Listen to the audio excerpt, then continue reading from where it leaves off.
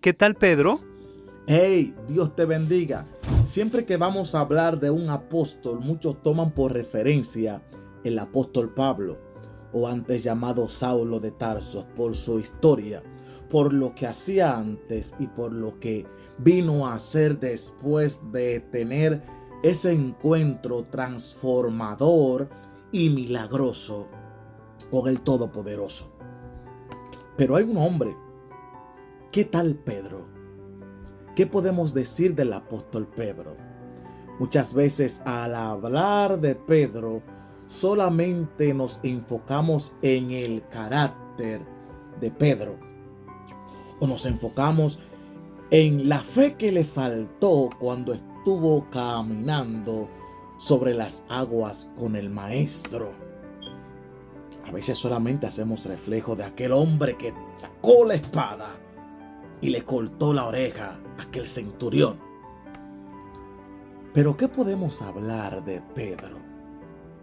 ¿Qué cosas positivas podemos sacar de Pedro?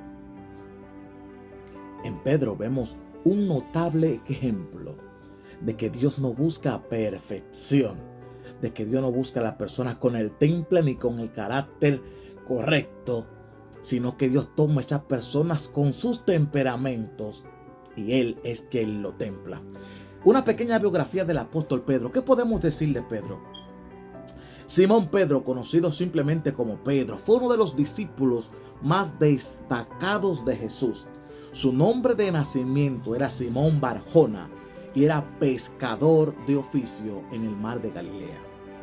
Lugar de nacimiento Betsaida, hermano de Andrés el apóstol, padre Jonás y Juana. Tras la muerte de Jesús, Pedro se convirtió en el líder de los apóstoles y a menudo se le describe como la portavoz del Evangelio. Así se describe a Pedro en el transcurso de los libros del Evangelio, como el portavoz del Evangelio. Fue también el primero a quien Jesús llamó, fue el primer discípulo de Jesús. Y lo nombra roca, la cual construirá su iglesia. Pedro, a pesar de todas sus imperfecciones, Jesús lo llama y le dice: tú eres la roca y sobre ti voy a edificar mi iglesia.